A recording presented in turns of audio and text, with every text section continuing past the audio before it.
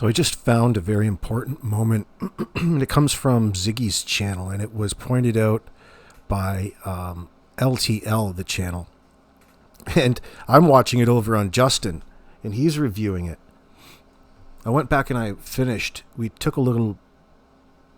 a video a couple days ago, or 2 videos back, about the leakage that this LTL put together in a montage video highlighting the different points of what would otherwise indicate leakage and statement analysis.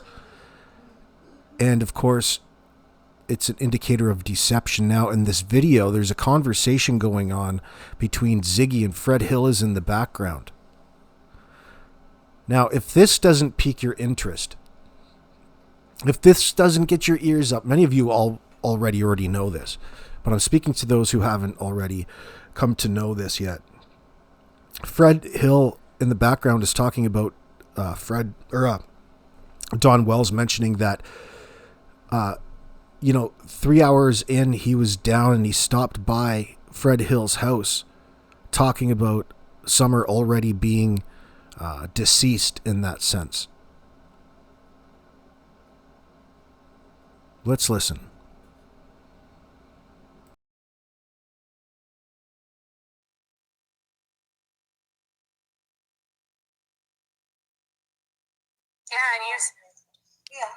And you said that she did not even. No, I mean, just like when he come at night within 3 hours of her missing and stuff. Only thing he even mentioned about her was at least he'll get to see her during resurrection. It's the only thing he said. He says that to me all the time. Like she's already deceased and everything at that time. I mean, like he, And you don't know. Huh? Like you don't know. And no remorse, no nothing. I mean, no signs. If it'd been my kid, I'd been. Right? And they'd had me locked up somewhere already. Wow.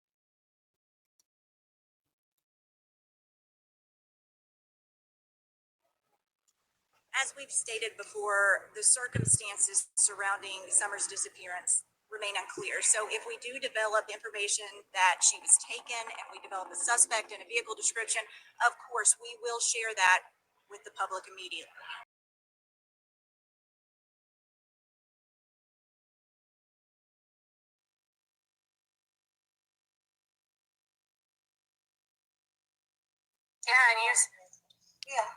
And you said that she did not even.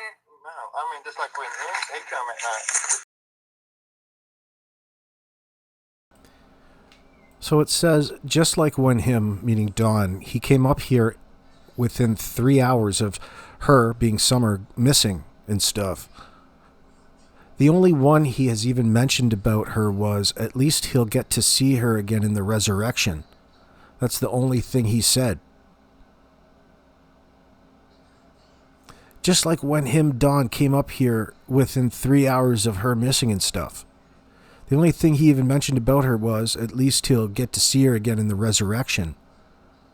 So within that first 3 hours, he was up at Fred Hill's. I wonder why.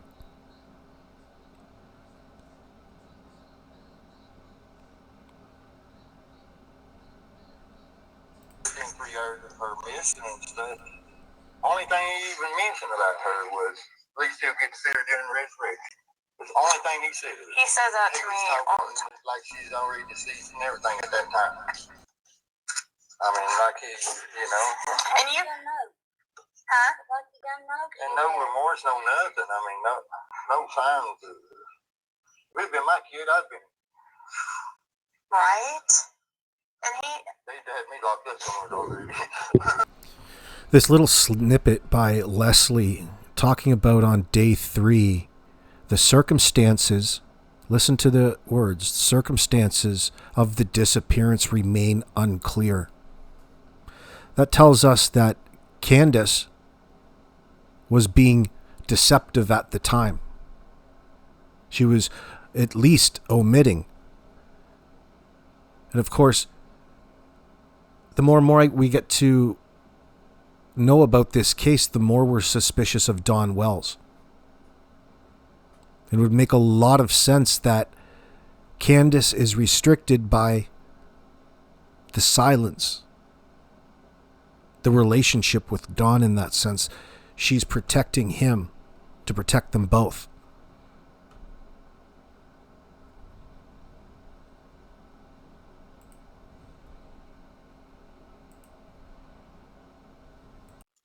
As we've stated before, the circumstances surrounding Summer's disappearance remain unclear. So if we do develop information that she was taken and we develop a suspect and a vehicle description, of course, we will share that. Really early on in this situation, they were being deceptive. If you remember, the first real inconsistency that stood out to us was on the 911 dispatch. The 911 operators were calling out over the radio talking about how the mother returned home from a walk or being away. They mentioned that specifically. And on the first interview with Ansley Daniels, she contradicted herself by talking about how afraid she was to go out walking anywhere due to the bears and the coyotes. You remember that? And other critters and things like this? What a bizarre thing to say. It's almost like admitting that, well, there's no sense in going searching for my daughter because my fear of all of the critters that may or may not be in my area are really keeping me home. Like, why would you even say that at that point in time? My God. But nonetheless, it's a contradiction. And early on, Dawn was also blaming this on Candace Wells, really, for posting on Facebook, and that somebody through Facebook was obsessed with her and decided to come and pick her up and abduct her in that sense. What would make you say these things, Don? My personal answer to that is the guy's got a necessity to fabricate at that point in time, to shift blame.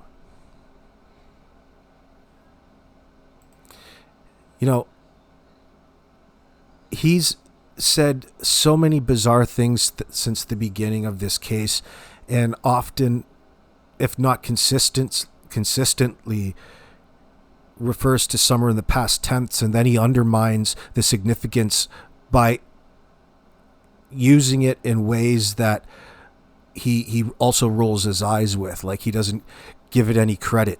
So he gives us a sarcastic apology in front of the news camera as if that's really acceptable to begin with in this situation. It's not holding him to account. It's not saying you're a bad boy because you used it in past tense. These are deception indicators, Don. Okay? Things that you can't apologize for and they go away. So he's minimizing. You tell the cops that, Don, because they're looking at the same things. That's how they can detect whereabouts you, especially, are being deceptive in all points in your comments. Imagine having to deal with Don. He doesn't want to directly answer anybody's question. He just loves to get out of it at the last moment, which, by the way, is avoidance. And that's talking and referring back to religion at any point in time. He's caught in a corner, linguistically. And his religious rhetoric makes even less sense, we'll say. So why would Don have the need to even be putting himself out there like this at that point in time if he was innocent of all things in this circumstance? Surely he would be representing himself in a different manner, in a different way that isn't so deceptive. And it's not just the way that they talk. There's a reason why they're using the language that they are in the circumstance. And people are calling it out. There's just so much. If you've noticed as well, even in Don's references as to what he thinks happened since day one, like as in he knew that Summer had been abducted. And he's always suggested that there's some sort of sexual element to the case. Now, why would a an innocent parent who is supposedly at work and nowhere around be so adamant about that? Because the mind doesn't want to lie, and at some level he wants to really admit to you without directly saying it. This is a really good LTL. These series of clips really put a lot in perspective as to how atypical or consistent that Don's deception has been. It's a pattern. And he's got a pattern of leakage. And what is he being deceptive about? Well, the fact that he was home and he looks like he had something to do with Summer's disappearance, to use a loose generalization.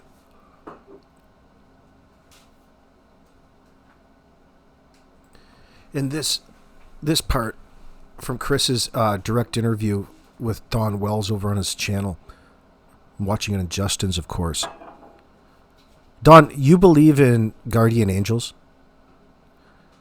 In a circumstance like this, that's a real big red flag. You're introducing magical thinking in that sense as a way to avoid talking about Summer. I have no idea. Yeah. All I know is I believe in God. I don't believe in any psychic stuff. Oh man, that stuff's horrible that they've had on. I've seen it on YouTube.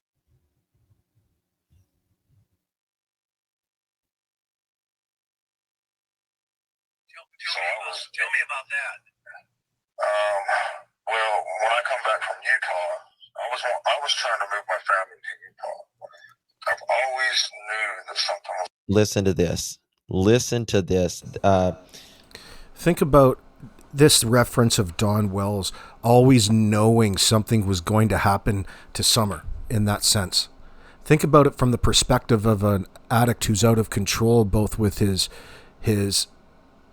perversions and his substance use. The fact that he's got a 5-year-old daughter in between him and his nasty ass wife in his bed. This is terrifying. This is what Don always knew. He always probably known that he was going to act on his impulse. He was going to act on his impulse and take his sexual aggression out on probably Summer in this circumstance.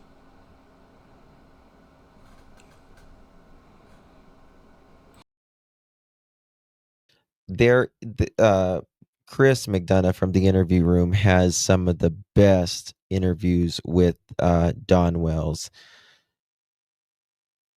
One of the things that Chris asked was, Don, what do you think should happen to the person that did something to Summer? Should they go to prison for the rest of their lives? And most of us would say under the prison for the rest of their lives and then some. Don says, I don't know if I could do that. I've been to prison. I don't know if I could do that. And when Don references his special love for Summer in that sense, he doesn't even articulate his paternal love for his own daughter in an appropriate manner. He's the one who uses vague generalizations that is, misplaced in this circumstance, which would in turn be a red flag there, Don.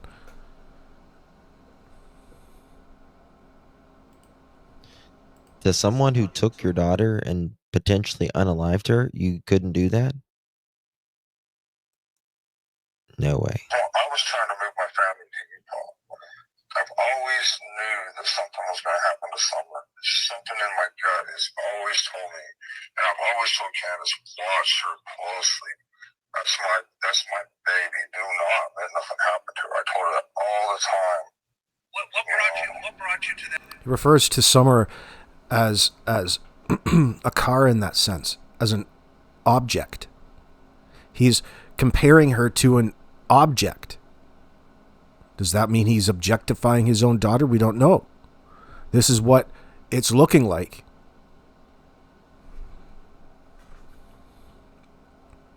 Why is everything that Dawn brings up related to SEX? In this scenario, I'm speaking. Usually people have a clear distinction between love and your perversions in that sense, Dawn. Man, oh man.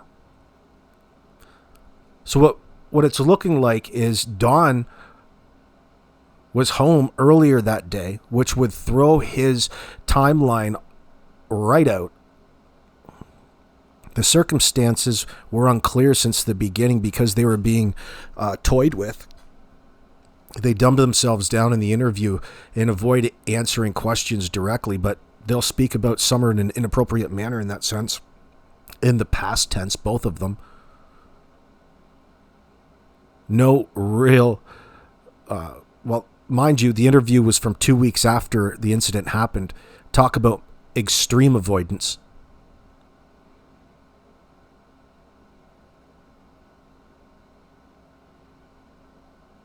I guess why I'm doing these videos is we've gotten on to the next level with this Summer case. And I know many of us are Mike Demand fans, and he'll get there at some point. Look, Mike, you've got to look at Dawn Wells in all of this. Why were we avoiding what's so blatantly obvious?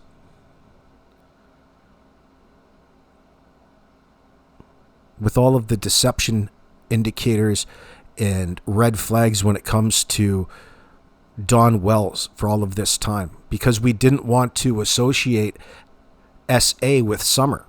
We wanted there to be a distinction earlier on based upon what it is that we knew. I'm not speaking me personally, but I'm talking about out in the greater community, if you will.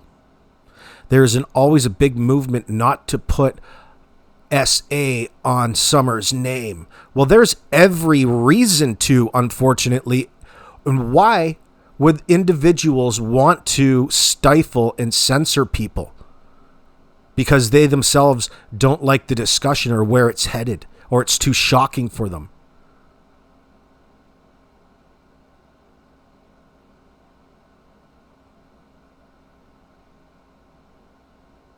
That refusal to acknowledge what's in front of our faces has misguided,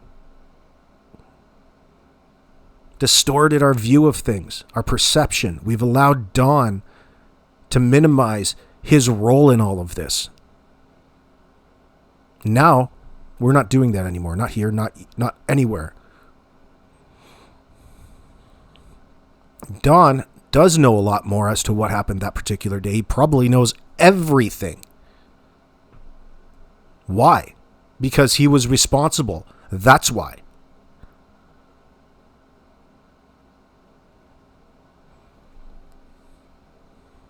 There was no bonking her head accident in the water.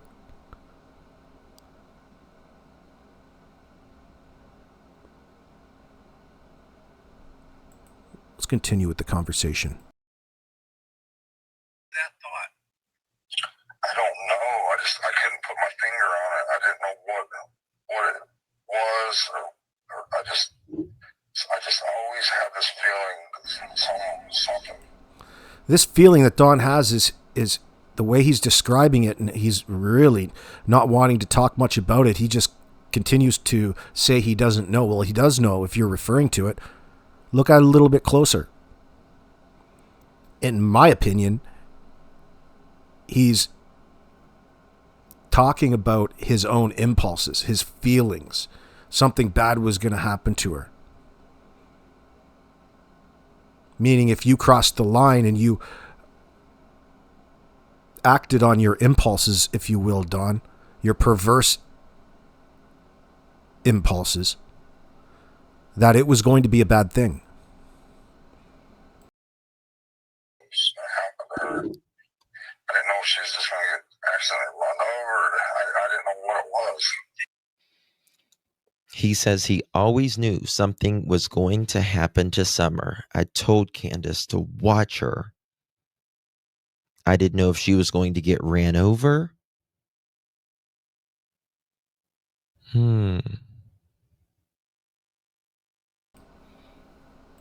There's no way Don is going to remotely admit or confess to anything, even though that he's confessed to it really through his language, and that's what LTL is showing throughout their video. Kudos to them, by the way. Very perceptive. I don't know who LTL is, though, but kudos to them nonetheless. Anyway.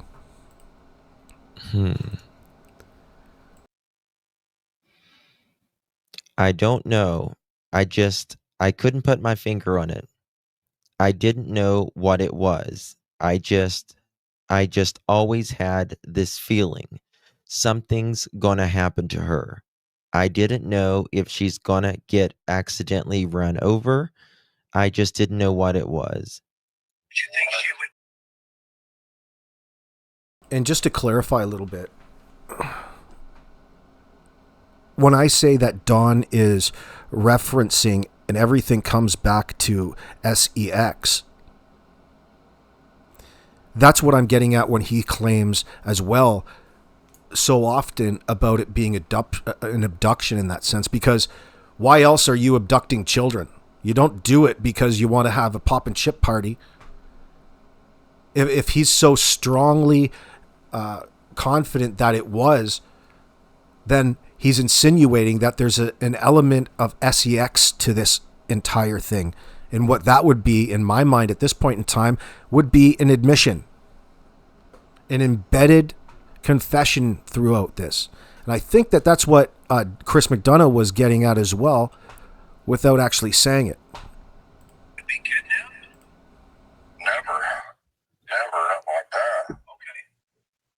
No. I just knew it was something. I just had this intense love for her. I think she knew something too. I think something was, I don't know if you believe in guardian angels or what, but there's something. There's something. Sure.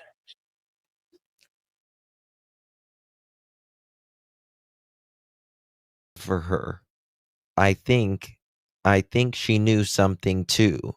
I don't know. Love for her. I think Loves their kids to the end of the earth. You love your kids more than you love most people. love for her.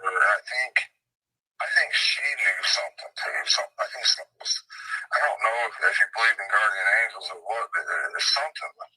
There's something. Sure. I don't know. Look at the probing on Don's part. I don't know if you believe in guardian angels or what, but it's something. The feelings of something. It's something. I have this intense love for her.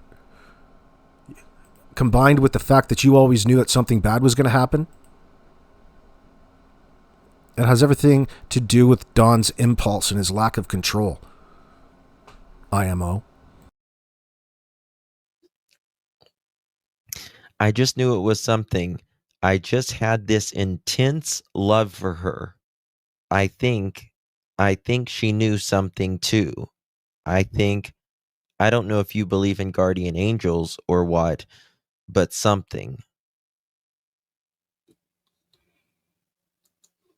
This intense love. I mean, everybody loves their kids to the end of the earth. You love your kids more than you love most people love their kids more than the other side. Believe in guardian angels or what, but there's something. Something. Listen, you guys are winning me over with this Don being home earlier than he first suggested to police, which would blow his timeline wide open. Not that it was rock solid by any means. But through his language, absolutely. Man, it would be nice to be on the inside with this investigation. I need to know a little. I need to know more. But what it's looking like in 2025 is old Donnie Boy had lied, and he was actually home. You know who would be, well, not, I shouldn't say that for sure, but I would wonder what the kids had to say in line with Don's timeline. Was Don out hiding? Was he out hiding from the wife and things as well? Hunter thought that Don was at home when he called, as opposed to at work in that sense. And speaking about Hunter, do you remember when he took the phone and checked out all of the deleted message from what he thought was their dealer, or what he said? Those 13 deleted messages would be interesting AF. The one that we know about said, "It's done." I wonder what that means and if it's relevant to the scenario. Deleted messages from Candace's phone. So, time is of the essence. Time is of the essence. Could she still be alive in your heart? I pray for that, and I hope. On a scale of 1 to 10. To me, it's one or the other because of the four dreams. To me, it's either someone that's got money has her somewhere. I've seen her on Facebook and feel sorry for her, whatever the reasoning is. Or Someone saw her on Facebook and felt sorry for her. I mean, yeah, could you imagine even that entering your mind, or it being possible? Oh, I feel sorry for that child, therefore I'm going to remove it from society, kidnap it, and things are going to be better. What?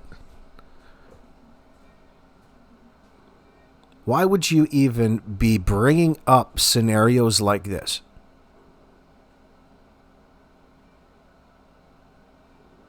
It's like he uses it for excess information, but it's confusing because, well, like Justin was describing it, it's a form of deflection. Like, why would he be so keen on bringing up all of these suggestions of violence and inappropriate conduct with his 5-year-old child, as opposed to just referencing something like that as a worst case scenario if you even needed to go there in your mind?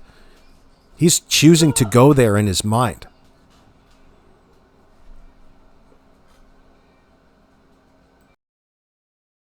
I mean, if you've seen Summer's pictures, the way that they put some of her photos, clearly, some of the way that she was dressed or not dressed, the way that she was in certain positions, the way she was sitting down and things. I mean, anybody would feel sorry. Candace just put up every picture. It's crazy.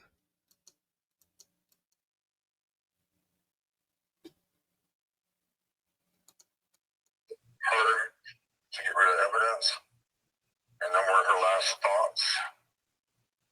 So do you think they would have hurt her or they would have sold her? I think they probably would. I don't know. I wouldn't. Who in the world? I wished I knew who would buy a kid. I wished I knew that. I really. He wished he knew who would buy a kid. Me too. Because I would surely go after him. I have a note here. When I talked to him on July 28th, I'm reading out of my notebook. Immediately, he said, I believe she's been killed and buried somewhere after being abducted. Now, then when I first heard that on July 28th of 2021, which is less than 4 weeks away from when she was went missing, my experience kicked in and said,